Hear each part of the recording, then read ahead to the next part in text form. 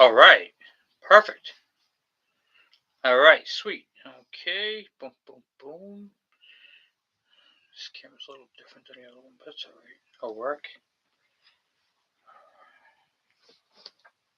Beautiful, beautiful, beautiful. Okay, good. All right. Just wait for a couple people to get on here. Boom, boom, boom. Get my drink. My handy little cup.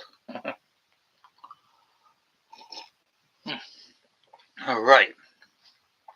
So I have a amazing live chat tonight. I hope you guys get. If not, you can always check it out at a later time. Today we're going to talk about cylinders. There we go, like that. Yep, perfect, beautiful.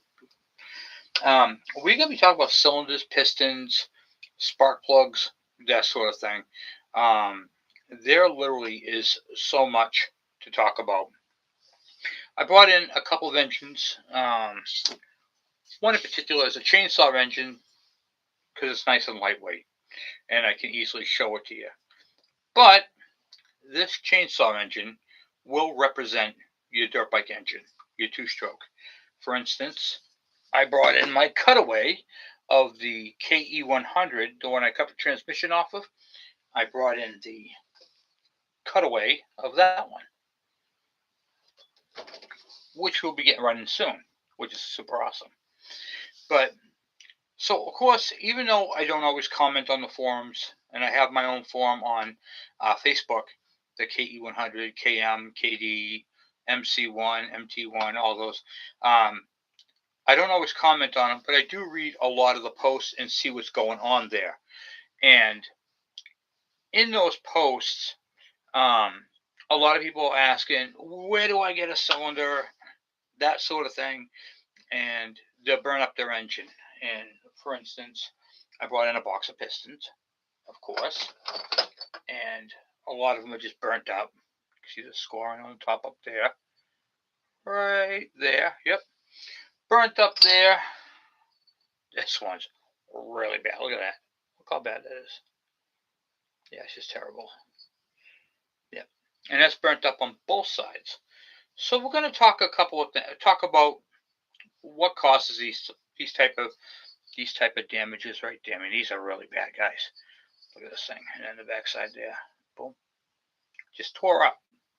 You know. So if you have a family relative or yourself, even when you're talking to your doctor, you can go to your doctor and say, "Hey, I'm not feeling good. This is how I feel," and he'll diagnose you and all that. These can't. So the first thing people do with anything is to take the spark plug out, throw it away, boom, gone. The spark plug is your engine's voice. Okay, that is the voice that says, "I need help. There's something going on with me. I don't feel good." And whenever you make an adjustment to the bike, whether it be a new exhaust system, a carburetor adjustment, a bigger carburetor, a different air filter assembly, you're going to want to check your spark plugs. After a while, drive for a little bit, see how you like the bike. If the bike feels good to you, okay, now we're going to pull the plug and see how the plug looks. I brought in some plugs that, what do you call it there? Where is it? Right here. This is a prime example. This right here was from a chainsaw that burnt up. I don't know if you can see that. See how gray that plug is? I don't know if you see that. It's really, really gray. That is called metal transfer. That is when the engine is burning up like this. It gets on the plug. The metal attracts to the plug. Okay? When that attracts to the plug, now you pull your spark plug up to see what's going on with your engine, and now you see you have an engine in the stages of burn up. Now what do? You stop. Say stop, okay? First thing you're going to do is take a compression tester and throw that on there. Don't kick it over and say, okay, the compression feels good. Throw a gauge on it, because I'll tell you, 115 psi of compression will feel like 120. And 120 is the baseline, okay? So if you have a good or a decent engine, it'll be as low as 120. Anything above that is considered good. Okay, so that's what this is about. So what should you do if you pull your spark plug out and you see that, and you just did the compression test, you got 120 psi of compression, and this thing is still not right? Well, you're going to have to do what they call a vacuum test, a pressure test. Okay, because if you see this, I'm going to tell you right now, if you see a spark plug that looks like that, you have an air leak. Okay, and this engine is burning up. So think of a torch. You ever see the welders and the cutting torch and they're cutting steel? Okay, these engines run a lot like that. What happens is the air and fuel mixture is set specifically for that bike. If you enter more air into there, now you have what they call a lean condition. And that lean condition causes the metal to melt, to molt, to go back to a liquid state. Here's a piston right here with this big divot in it. I think you see that now. Here you go. Okay. At one point, that was a puddle of liquid aluminum. It looked like solder. Okay. Because air had gotten in and it had melted. Look at the top ring land. It is just melted all the way over. That top ring does not move at all, period. Okay. So that when I see that right there, but the skirts look good right there, that's telling me that this burnt up because of octane. Because this engine right here, and I know this particular engine, this piston right here came out of a GT 4R there. Okay, the 10-speed bike with a high compression head. And if you have an engine with high compression, and you can tell because the skirts aren't burnt up, they're nice and clean all the way around, but the top is molted. Okay, they were running the wrong fuel. They were running regular gas. They should have been running premium. They should have been running high octane because you need that. Okay, we'll get into that, the reason for that, at another time. But if you have a molten piston and your skirts are fine, you need to increase your octane. That's all that is. Okay. If you have a piston,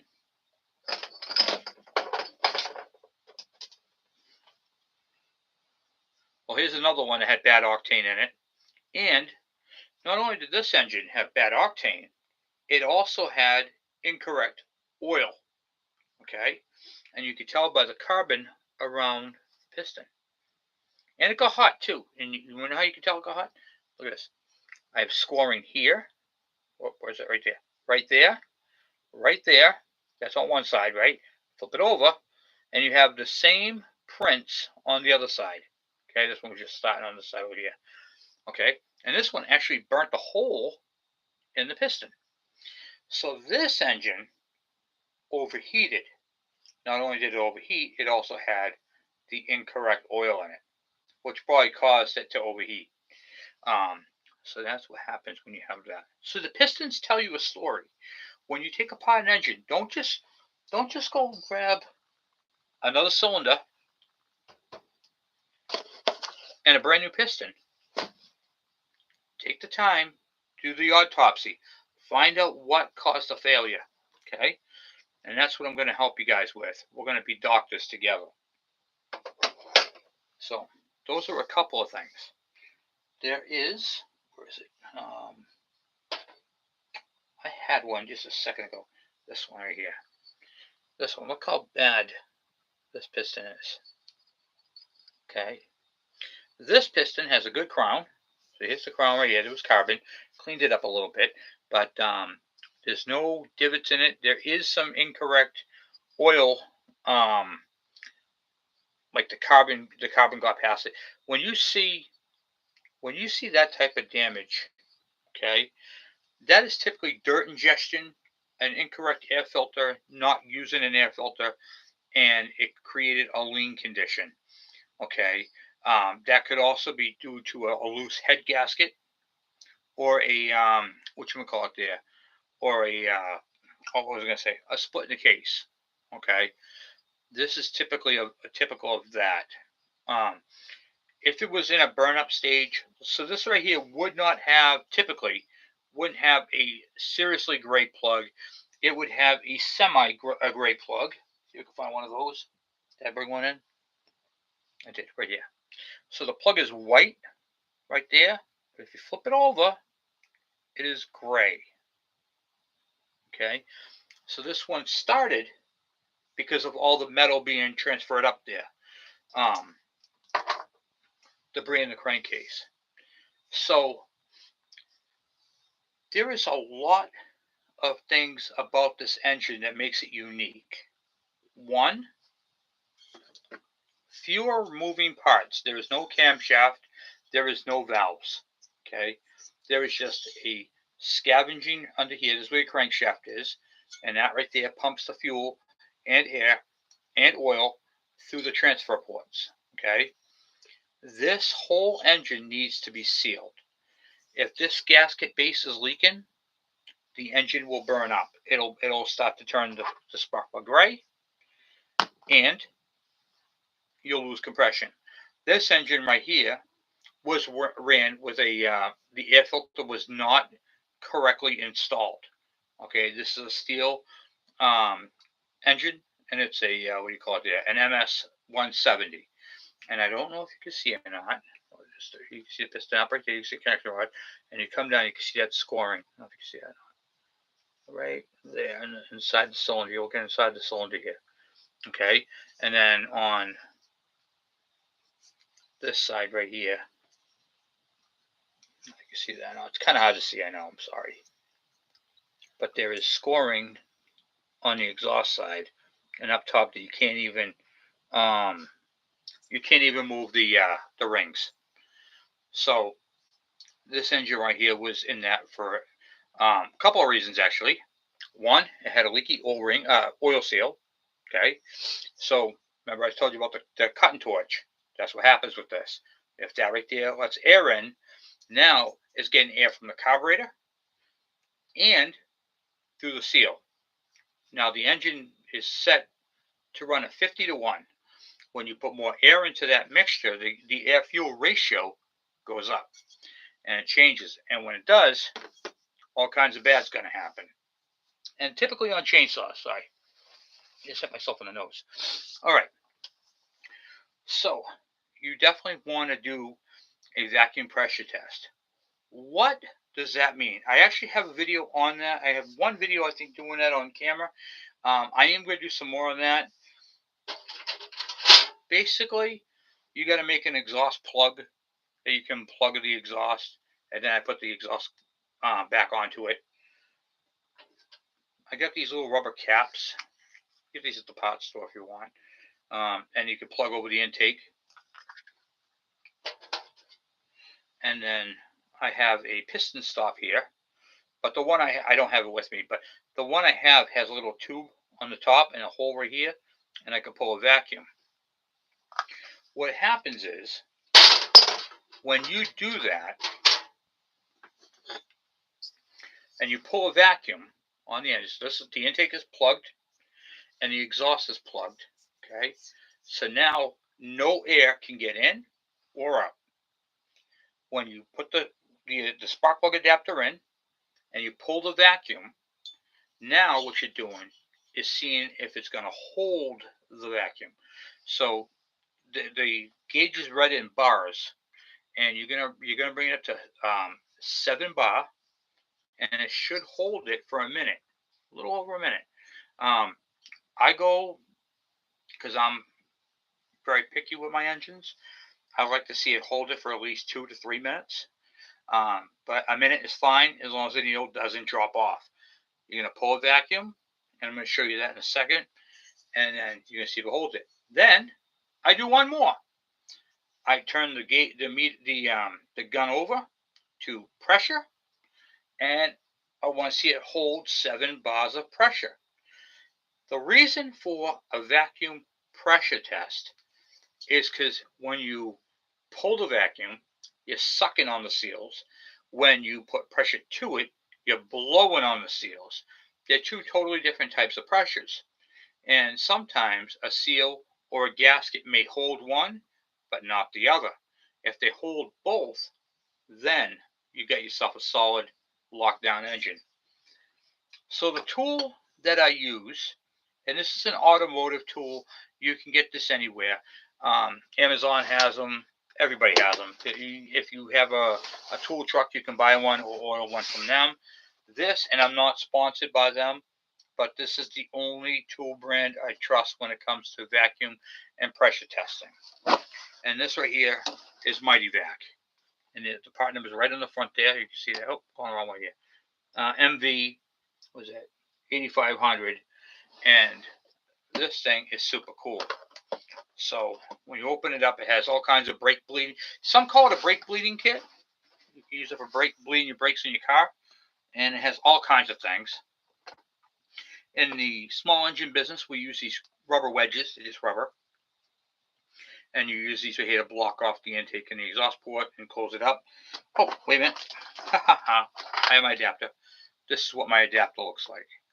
So if you pause it, if you have Google Lens, you can literally pause the screen right now, take a snap a photo of that, Google Lens that, and it will come up.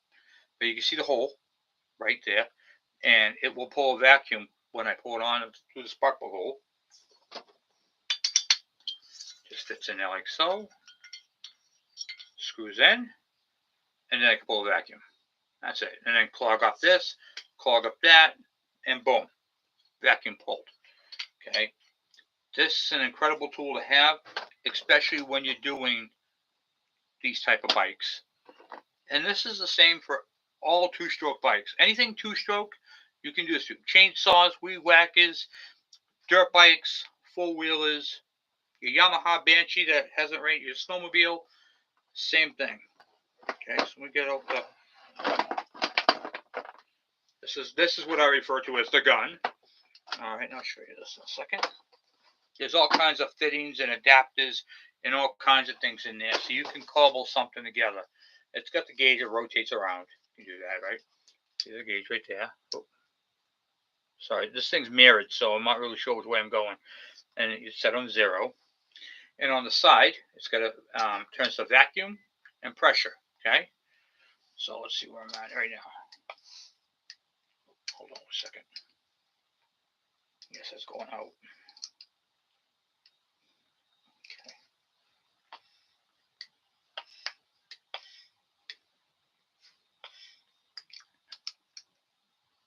Making myself into a liar here, guys. Okay, hold on. There we go. And that's pretty much it. You put that on there, you pump it up, and then one does pressure, flip it around. The other one does vacuum. I forgot I got to change this hose because it's got a hole in it. But see here. Boom, boom, boom. Okay, there we go. Okay. You can see a hole in the vacuum. That's on my finger. Oh, there we go. Like that. That's that one. And then you flip it over the other way. It does pressure. Okay. And that's all there is to it. Get one of these, and there's what they call bar. Yep, right there. And then you get that up to, it says, you start up here. It'll go to either way. It'll go to 7 that way or 7 that way. And that's all there is to it. Just let it hold it. Make sure you test your gauge by a vacuum plug. And it should hold. And that's telling me that the pressure gauge is good. Then you do it on vacuum, which is this little knob. Like that. Boom. That's it.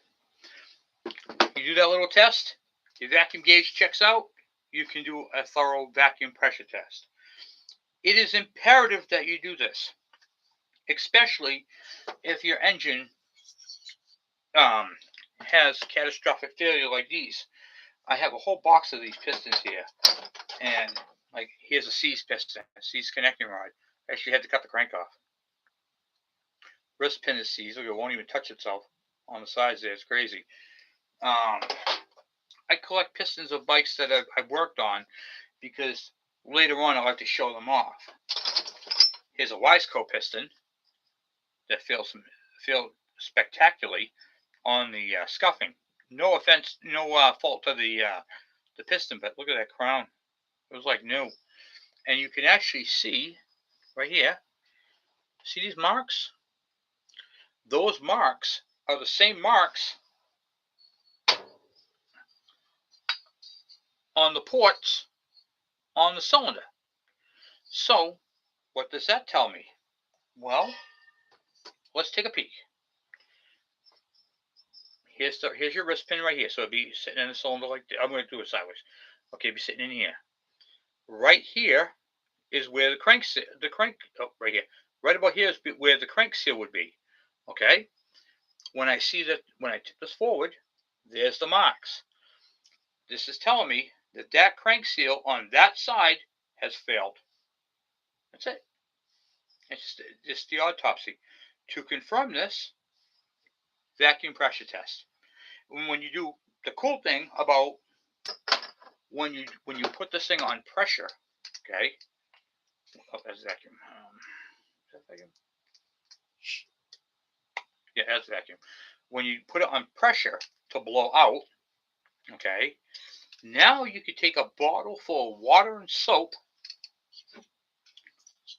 spray around your seals and your base gasket, or in this case the crankcase when you put it together, and it'll bubble up like a flat tire. So like you're checking a tire, same thing. Soap and water, boom, boom, boom, boom, boom, boom, and then you'll see it bubble up. You'll have big bubbles. When you see the big bubbles, guess what? There's your leak. It's pretty cool.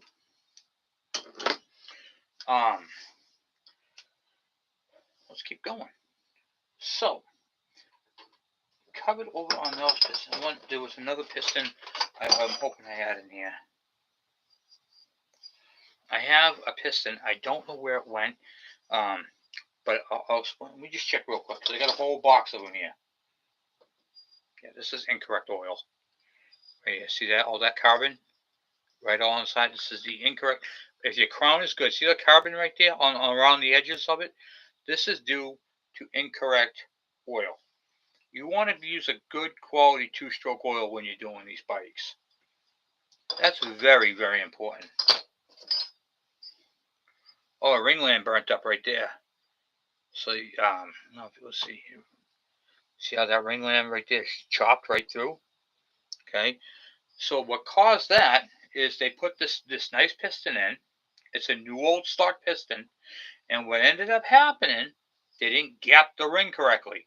And what happened was the ring butted together, tried to overlap, and then boom, right there. Yep, chewed it right up. It caught the port. It caught the exhaust port. So it bound up over here, but because the opening on the exhaust is so wide, that's where it bowed out. When it bowed out, chopped it. See ya. Wouldn't want to be you, right? Here's another one right here. This is actually a not so bad piston. It has, let's see, this is a piston that has a light vertical score right here, but it's not. Yeah, it was just a hair too deep for my liking, but the rings are good. This right here is for a 90cc or a GT80, not GT80, a KD80. Nice piston. But the groove on the side is too deep. If you can stick your finger in it. Here's a GT80 piston, or an MX80, I should say. You can see the two holes. The GT80 doesn't have the holes. You can put the holes in and make a GT80. Gives you a little bit more power. What that does is where the intake is, it allows it to get more fuel and air. There's a video on YouTube, and the guy has a steel modified chainsaw with nitrous oxide. Okay, and he's wah wah wah, and then it blows up in his hand, poof, and the flame comes out. And one of my friends sent it to me. He says, "What do you think happened?" Well, I'll tell you exactly what happened. He leaned it too far out. So when you have a chainsaw or any engine that's two-stroke, it has an oil ratio that it needs to mix. In his case, it would have been 50-1 in a steel, and he should have been using Moto Mix. Okay. What ended up happening was he had the right mixture in the fuel tank, but when he added the nitrous, I guarantee he blew a hole bigger than that in it. It's crazy.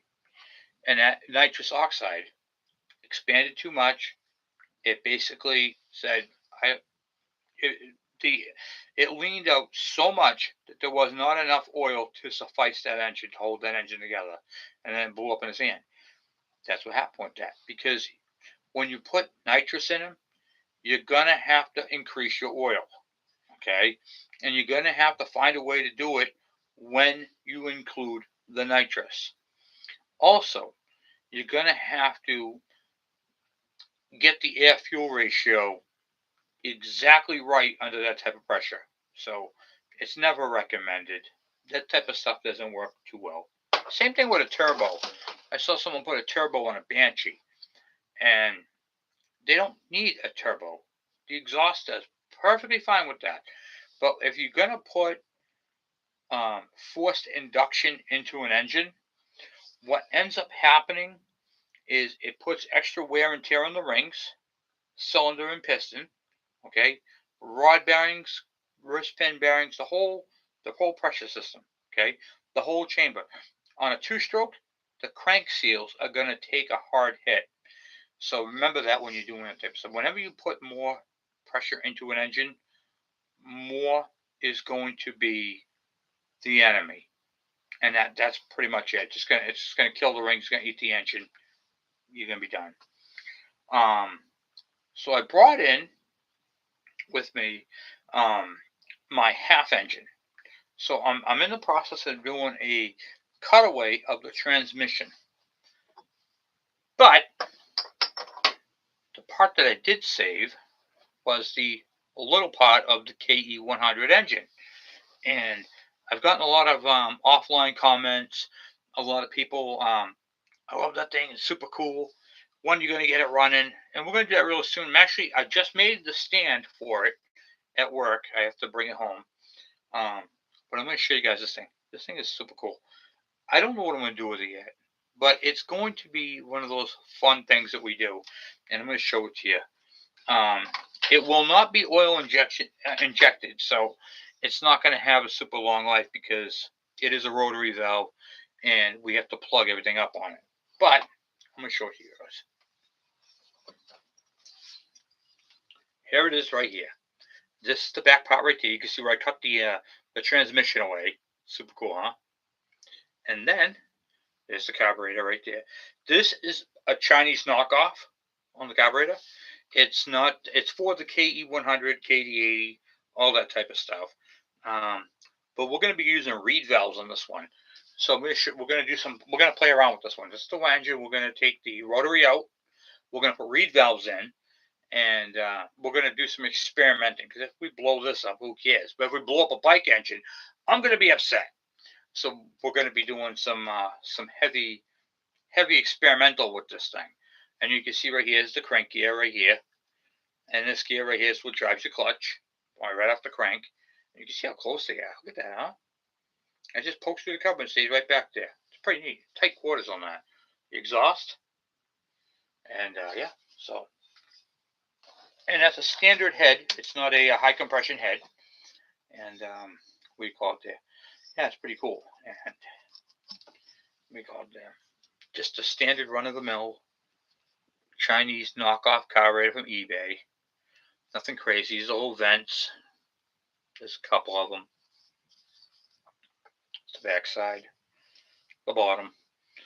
Nothing spectacular. Nothing special. But it'd be perfect for this one right here. And we're gonna see what we can do with this thing. We're gonna play with jets. I'm gonna show you guys a little bit about that. We're probably gonna run an expansion chamber on this, see if we get any what we get for results. We're going to be doing temperature runs. I'm going to show you guys how to do temperature, because what I'm talking about tonight, temperature was a factor in many of these piston damages, like this one right here. See that? That's on the exhaust side, and it's also on the intake side. So this thing got really, really hot, but the crown is good. Or is it? You guys see anything wrong with that? Huh? Look at the bottom right here. It started to melt it. It started to molt right there, right on that ring line. So it started to get hot and leaned out. When that happened, compression went down, engine shut off. Boom, done. Call it happy, send it home, you know. I've gotten so many bikes over the years, and these are all from them.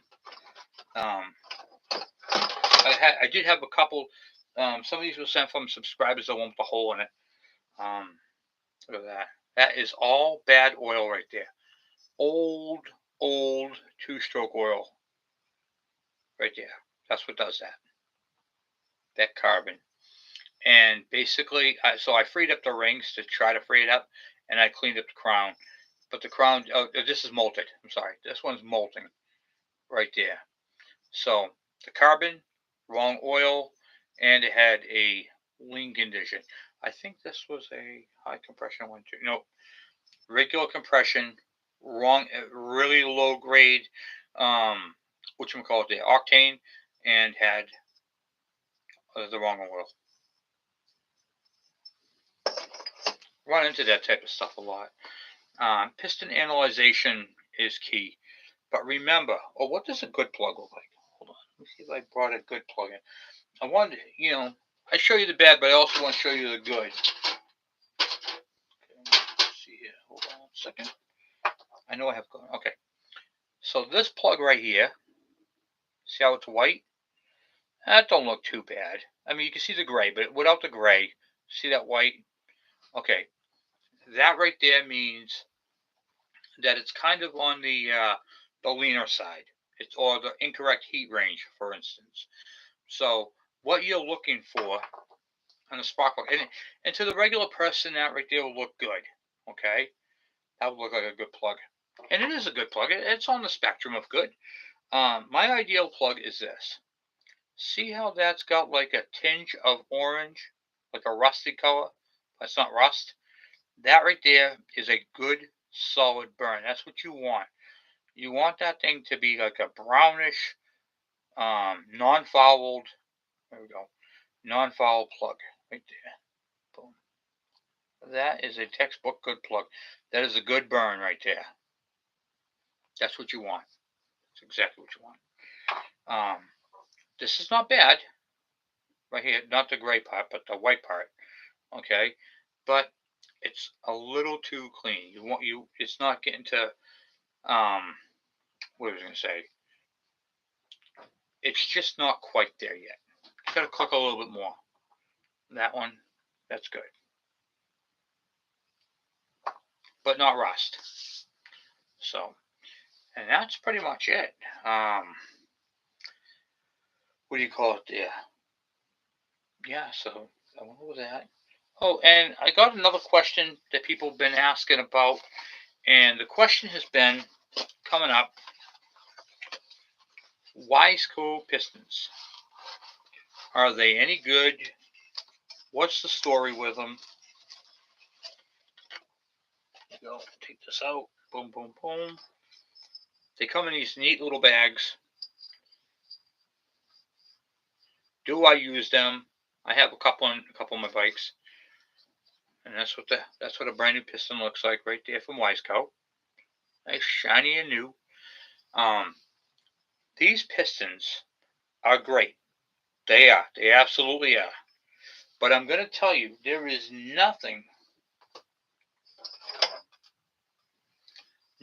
better than a factory piston. Okay, if you're not racing the bike and you were just doing daily driving with the bike, you see how thick that ring is? See how that ring would not even fit in that hole, in that groove. Okay, they are completely different animals. when it comes to rings. These rings, let's see if I can open this bag up real quick. That ring, I'll show you. Here's a Wiseco ring right here. Okay, and it is literally half the size of an OEM ring. Up on, go right there. Nope. So it's literally half the size of an OEM ring. Okay, meaning this is going to wear out quicker. It's going to what do you call it there? It's not as strong and has less surface. The piston ring is not just for compression. It's also like a bearing on a cylinder. Okay, and it guides the piston up and down. Also, the skirt does too, but that rides on a cushion of oil, two-stroke oil. The ring has to make as close connection with the cylinder as possible. This ring is going to wear out quicker than this ring. So remember, do not throw away your spark plugs. Keep your spark plugs. They are very important to keep. If you have an engine that you like, a bike that you've been keeping for a long time, years, I keep my spark plugs in a bag and I label my bag. I even write on my spark plug sometimes. I just put the year of when I pulled it out. The reason for this is you can actually watch the evolution of the wear of your motor. Okay, spark plugs are your engine's voice. They tell you what's going on with it. If it is too rich, that plug will turn black. If it is too lean, it'll be like pearly white. If it is running correctly, it'll have like that rusty color or like a brownish orangey tint. If it is in the process of melting down or burning a hole in a piston, it will be gray. These are all different things that the engine will tell you. It will tell you that the heat range, if you keep running the bike and it keeps looking like that and it keeps being like, okay, maybe the heat range is wrong. We'll go down a heat range. What is heat range? A heat range is a number on the spark plug.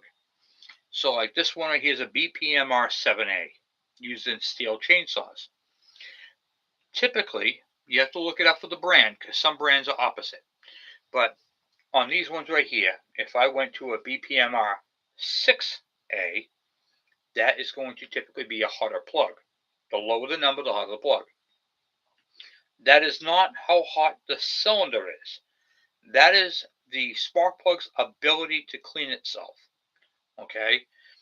If you don't have a good heat range, the spark plug will be too white, too crystally, too pearly white, which you don't want. Like I said, you want to see a good burn. Okay? So changing your heat range, going up or down, depending upon your driving, can help that.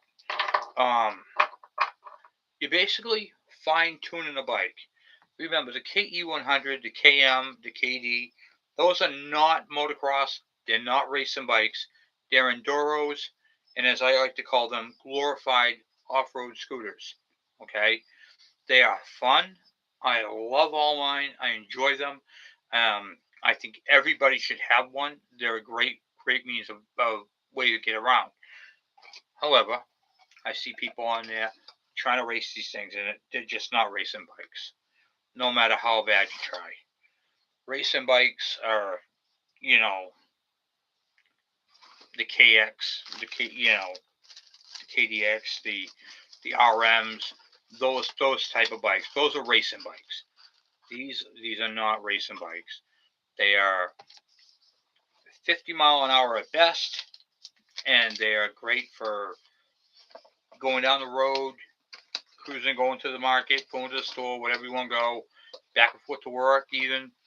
And as long as you know that, you're not going to break the land speed record, you can't take it on the highway. You definitely cannot do that. But, you see that dirt road. Where does that go? Well, there you go. Now you got a bike that you can do that with. You get some water. Pick up.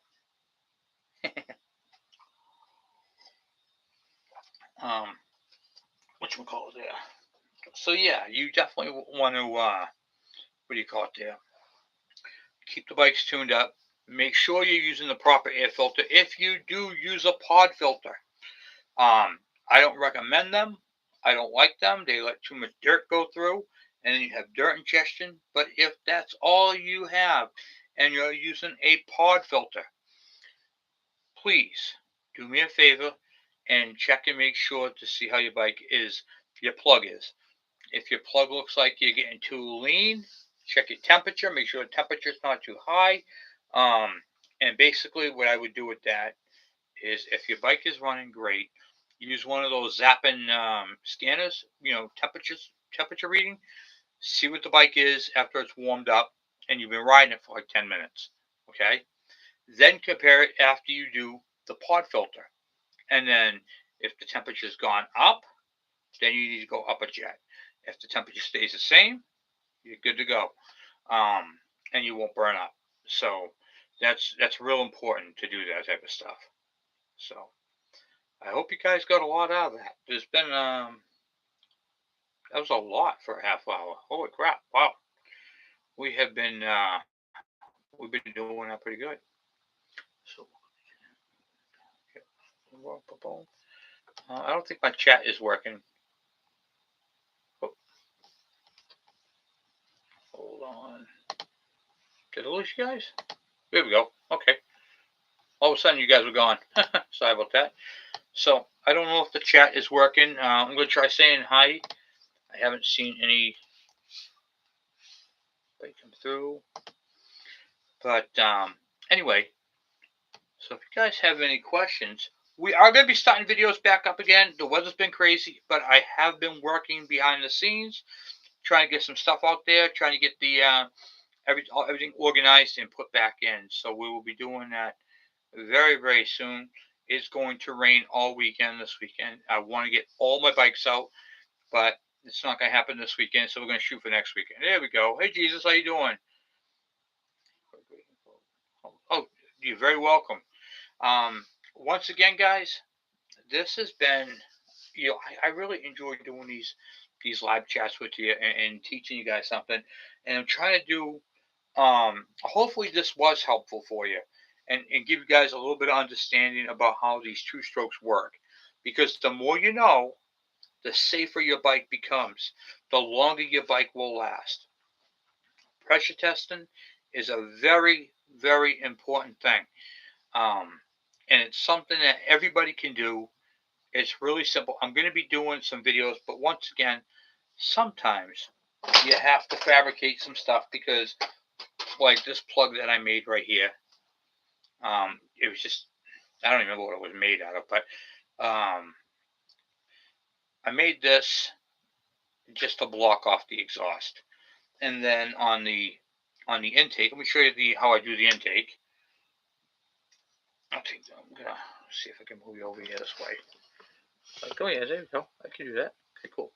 So basically, pop off the carburetor like that, and then I'll use a piece of plastic cap that'll fit over it like that. Real simple. That blocks off my intake. This plug right here goes in back of here, so I undo the flange. This fits in there, then I put the flange back on, tighten it down. That blocks off my exhaust. And then I use that spark plug adapter I showed you at the beginning. Boom, pull a vacuum. It's all great. No issues. Then if I have a leak, I put the pressure to it, and then I'll soap with a bottle of soap and water, and I'll spray all my seals. And you can actually see, I don't know if you can see that, oh, it's right here. See that gold ring? I can't zoom in, I'm sorry. But that gold ring is the seal. It's in back of this gear. There's one here. There's a big rubber O-ring here that comes around. There's another one. See where this plug is right here? That right there is for your automatic oiler, where it shoots it into the rotary valve. As the rotary valve comes around, that lubricates the rotary valve. This is one of the reasons why I say in my videos, you don't want to block off. You don't want to get rid of your automatic oiler, because if you get rid of your automatic oiler, that's what lubricates your rotary valve. So if you're only relying on your fuel and air mixture and your oil to go through the carburetor, well, it's only going to go through when the port is open. So basically, it will get some because of the splash effect, but it won't be enough. Then I have the people who are saying, "Oh, I raced track for 30 years." That rotary valve that they're using is made out of a different material that can withstand that type of abuse. The one that comes with the KE100s, that thin piece of regular steel, cannot. And this crank bearing that's right inside here, there is a hole at the bottom, just where that deflector plate is, and it's on the back side of that. So as the oil is being injected here, it trickles down to that bearing. It doesn't do that with a regular shot. Okay, so that takes a different type of beating. So on the track bikes, they're very close, but they are different. And even after the video, I went back through and I looked at some of the track bikes. They are built different. You can modify this block to do that, but you got to split the case, and you have to put it basically where the hole look like this. You're going to have to bevel it so it becomes like a funnel. So when the oil goes, it'll go in there. And I'll show you guys how to do that type of modification. Um, we'll might even do it on this because I'm not using an oiler on this, so it's going to be a little different. How this one's like if this rotary valve went, well, it's right here. I just undo the button, boom, throw it away, and get another one. But and there's also um, you got your crank seal, but you also have an O-ring on the back side of this gear too. So it's like a little rubber O-ring. So keep that in mind when you're doing these type of things. There's a lot of sealing on that. So on a bike like this, pressure testing, especially, excuse me, after you do a rotary valve cover gasket or like the O-ring in the seal, it is something you definitely want to do is do a pressure test because that's going to ensure it's kind of like an insurance policy that this thing is sealed up. Because if that O-ring did not seat in correctly, and then you put the whole bike back together, you're going to be pretty upset when you have an internal air leak, and those are the worst to find. Okay, and then you get your case, your seam that goes all the way around. But that's pretty straightforward. Yeah, this thing's pretty cool. I can't wait to get that thing running. Wait with that carb. Boom, boom, boom. And test out this brand new, never used Chinese carburetor. That was also a gift from a subscriber. I've been getting a lot of gifts from subscribers over the years. Just people, they buy things and hey, do you want this? Can you use this? So they message me and then send them out to me. So it's pretty super cool. I think I did a thank you video on that. What do you call it there? I don't mind, as I said before, giving out my information, how you guys can contact me. Just send me an email to handymotorman76@gmail.com, and I can communicate with you that way, or hit me up on Facebook, and I can also communicate with you that way. Um, I do unfortunately have a lot of people messaging me. So sometimes I don't get right back to you that day. I am pretty good. Like a lot of people, like, hey, can you give me a call? Or they'll see my phone number on some of my videos, and like they'll send me a message. Hey, is this Kevin? Yep, I have no problem talking with you guys. I enjoy talking with you guys and helping you guys sort through your bikes and figuring out what's going on with your bike. In fact, you guys can see some of the stuff in the back of me here. That's my oven where my wife makes the cups. Isn't that cool? Awesome cups. She does all that. So the store is closed right now. It will be opened up soon as we get back into the season of things. Winters are slow for bikes. So I'm also one of my shirts right here I'm wearing. This one's kind of an older one, but you can see the know if you can see that or not, but one of my shirts, and here's another cup. They're kind of like 80s, 80s themed, because that's pretty much the bikes that we do, 70s, 80s, that sort of thing. So, but yeah, no, not bad at all. And let's see if we have any other pistons. I literally have a bunch of pistons. This is only a portion of them. I think I showed you that one already. Yeah, you can literally see this one had carbon, but had a leaky crank seal. Here's the wrist pin in relation, and you can see the witness marks from where it's burnt. Look at that. Isn't that crazy? I think I just showed you guys one. Oh, this one. This one's the opposite, but watch this. You ready for this, guys? You can literally see the same patterns on the pistons. See? Same exact 1, 2, 3. Right there. 1, 2, 3. And then on this one, I get 1, 2, and 3. Same marks, same shapes, 2 different pistons. Those are right there, are leaky crank seals. Totally different, 2 different bikes. They're both KE100s, but one's like way older. This one has some skirt damage, incorrect oil, and carbon. It's crazy. It's just how they are, And you can even on the other side too. You can see on the other side they have the same. What is it right here? That mark right there. Same mark as right here. Where is it? Right there.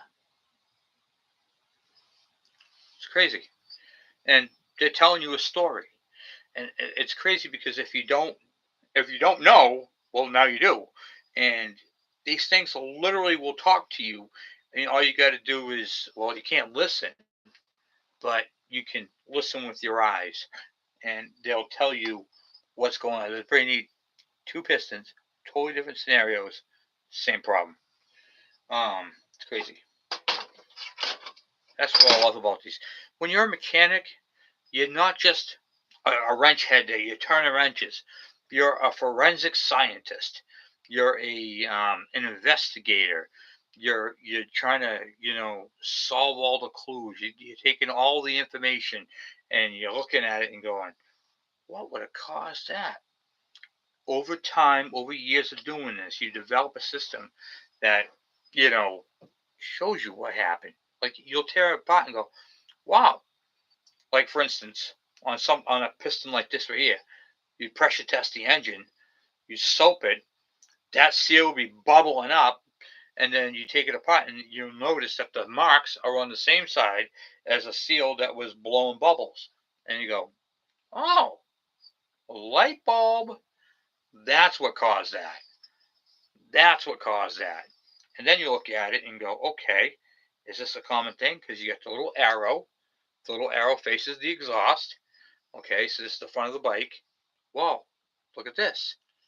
They're on the inside of the bike. That is the rotary side. Coincidence? What do a lot of people try to do? Get rid of the automatic oiler. Well, what happens when you get rid of the automatic oiler? Now you have an open port, especially if they don't know to close it or plug it. So this side right here would this right here being opened up because they were bypassing the oil would simulate a bad crank seal. Or if they had a bad crank seal, this right here would be the result of that. Like I said, two similar pistons, same problem.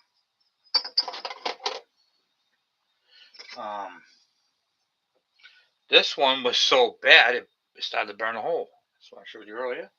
A lot of pistons, guys. This one here molted around the top.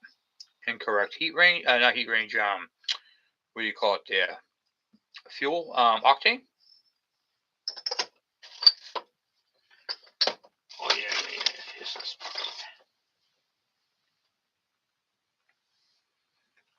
Another one of those bad grayish plugs. That was really bad.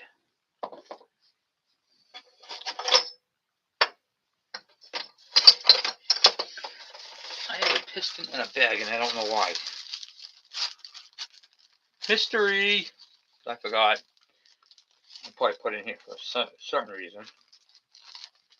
Maybe get this bag open. It's be childproof. Oh, it's because it's got the wrist pin to it. And the C-clip that just went on the floor. Okay. Yeah, that one right there is all scratched up. Piston ring seized. Boy, she's an oldie. Chrome looks alright. It's amazing though. You get these type of things. Oh, got that. Grab that ring real quick.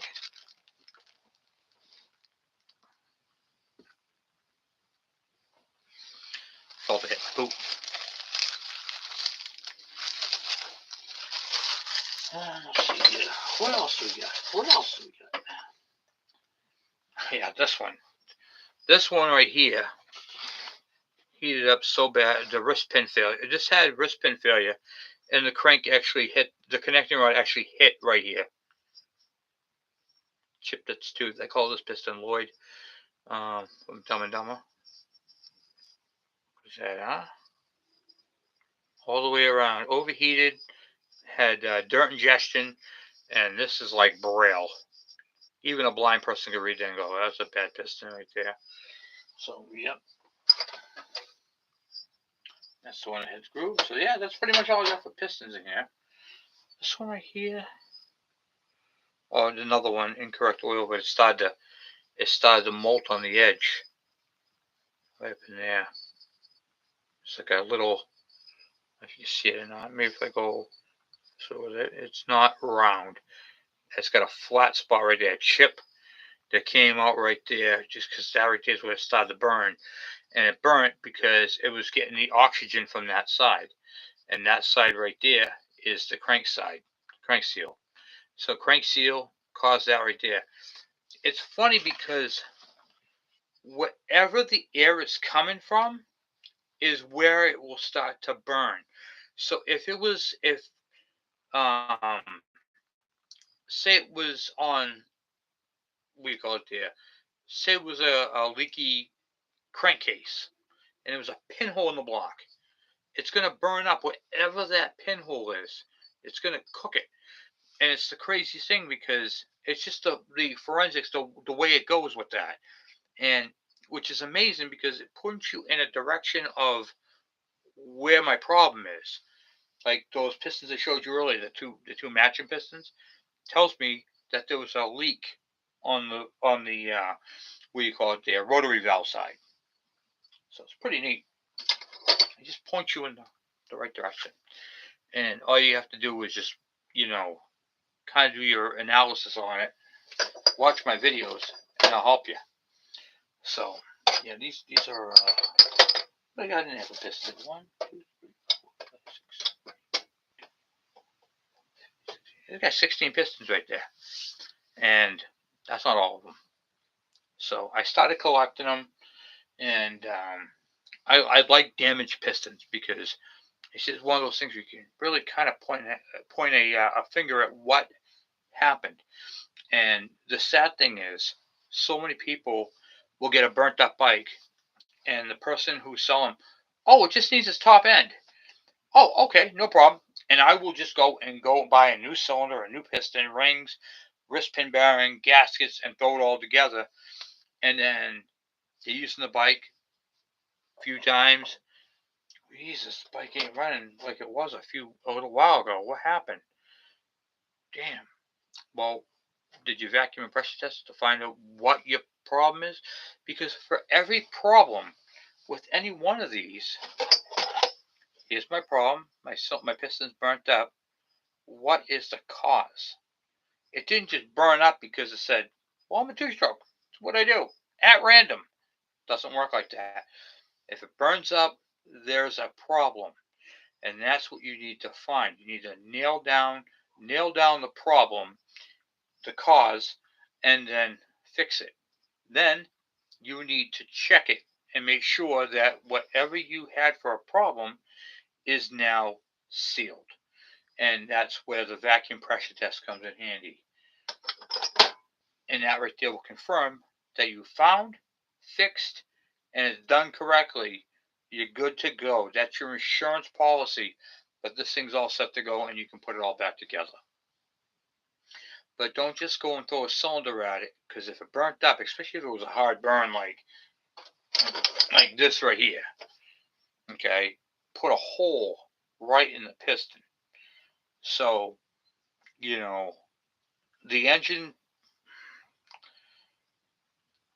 it's not, it's, how do I put this? Just swapping out a couple parts ain't going to fix it. You literally have to do the homework. And that's the part of a two-stroke.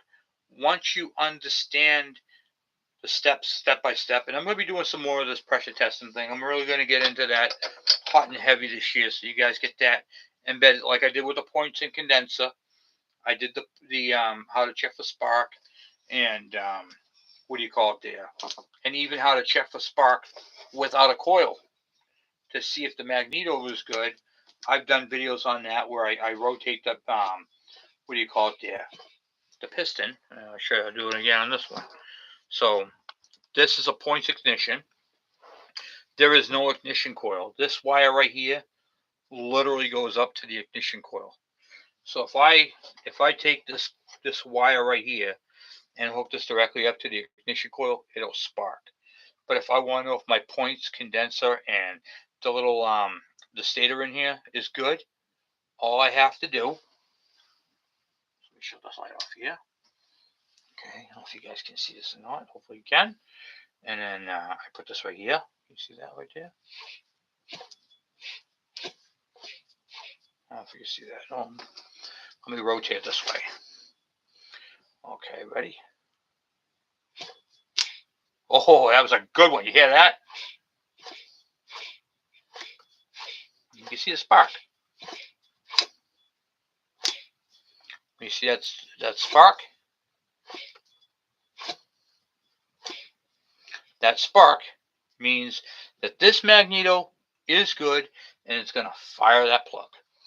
And I did that on the, whatchamacallit there, on that Suzuki engine I had, the DS100 and the DS80s.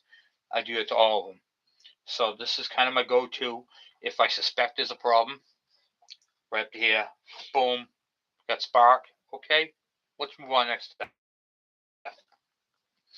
And oftentimes I find with these older bikes, the spark plug cap has a resistor in it. I swap that out, put a new one in. I'm good to go. Or the spark plug. If you have the gray coil in your KE100 or KM100, don't even think about changing that coil. You will not find a better one, and they never go. I've seen them things leak, and they still work.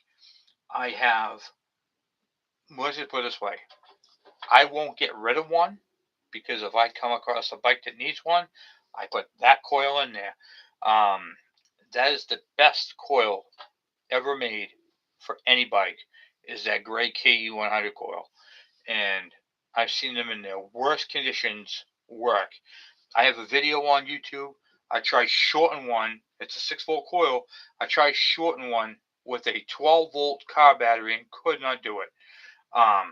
So when someone says to me, "Oh, I've got a bad a KE100 coil," I'm like, if you have a bad one, I will buy it off you. Send it to me. Thank you, Dean. Definitely send it to me. I will purchase it off you. I will buy your next coil, because I have not seen a bad one. If it's bad, I will buy it, because I'm looking for a bad one. So I hope this really helps you guys out. There is so much information I've been putting on hey Kane, on YouTube with these bikes, and these little tips and tricks like this for this one right here, and showing you guys about pistons and leaky crank seals and stuff like that. So this video had a lot in there, and there will be more regular videos on it. But I like to, have the live chat with you guys and answer questions and stuff like that. The tools that I'm using are regular tools that you can get anywhere. Um, Google Lens. This is a piston stop that I use right here for when I'm tightening up. What do you call it? The flywheels and stuff like that. But if you don't want to buy one of these, get yourself a clean new shoelace. You can put that in the cylinder. Get the cylinder so the both ports are closed. Put the shoelace inside there. Leave a little bit hanging out. Rotate your flywheel until the what do you call it? There, until the shoelace jams up in the cylinder, and then you can torque that down. Then all you gotta do, rotate it backwards, pull your shoelace out, and you're all good to go. It's just a trick like that that you don't have to buy a specialty tool. I have this because I do so many bikes, and it's a speed thing for me. It's like boom, boom, boom, throw that in, torque it, unscrew it, boom, done. Call happy. So, um, once again, I have a lot of bikes, and that's why I have these type of tools. And I'm a professional mechanic. When you're doing these in your home, there are tips and tricks on my videos that when you're doing that, just follow them step by step, and you'll get there. I have seen people use multimeters to adjust points to set the gap. When you use a multimeter, all you're doing is setting the open and close. You're not really setting the dwell. That's where the gap comes in. When you adjust your gap, that is your dwell. What is dwell? That is the time that the points stay open for. When you adjust them with a multimeter, your bike will run, but you won't get the maximum life out of it because you're only getting so when the points just open, then you set them like that. That's not right because the gap is incorrect. The gap must be correct because when they designed this ignition system, they set the timing and dwell. These plates don't move or don't rotate. If they did rotate, you could get more power out of these bikes, but they don't. You're stuck with it. So, and we're going to be fixing that too. I'm going to be showing you guys some cool stuff this year coming up on how to take a plate that is non-adjustable and make it so you can adjust the timing. And why would you want to adjust the timing? Well, to get a little bit more out of that bike. Remember, these bikes are set up for emissions. So if you're doing an off-road bike only, you can adjust the timing, adjust the port timing, adjust the rotary valve timing, and get more out of these bikes. However, you have to keep in mind that these are only a 4-disc clutch and they're small. So if you increase the power, you increase the wear on the clutch. It's a small clutch. It's not like a motocross clutch, like I've explained. So keep that in mind when you do that. For every positive, there's a negative, and that could be the part of that. So yeah, I really enjoy doing this. Boom. See if you guys can see it. Can you guys see that sparkle right? This is super cool. I like doing this. Ready? I'm like a kid in a candy store here.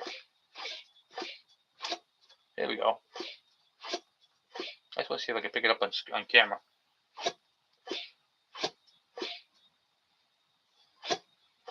Now, I'm not getting any right now. Hold on. Nope. Well, I did have it earlier. So, yeah. Pretty neat. Like a big kid in a candy store. But we're going to be welding a pulley on this so we can put a pull rope and pull it over, which would be pretty cool. I'm just going to basically make it so it just adheres right onto this hub right here. And then, boom, weld that so we can access the nut to pull this off. So I have to keep that same diameter. So it's going to be an interesting way of doing things. But it'll be definitely fun. So Anyway, guys, that's all I have for you for tonight. So I'm going to um, end the video here. And I hope you guys got a lot out of this. There was so much cram jam pam packed into this whole video. I really hope it helps you guys out. And once again, if you guys have any questions, feel free to ask them. Feel free to send me a message or whatever, And yeah, it's pretty cool. So I really appreciate you guys, and I will talk to you guys later.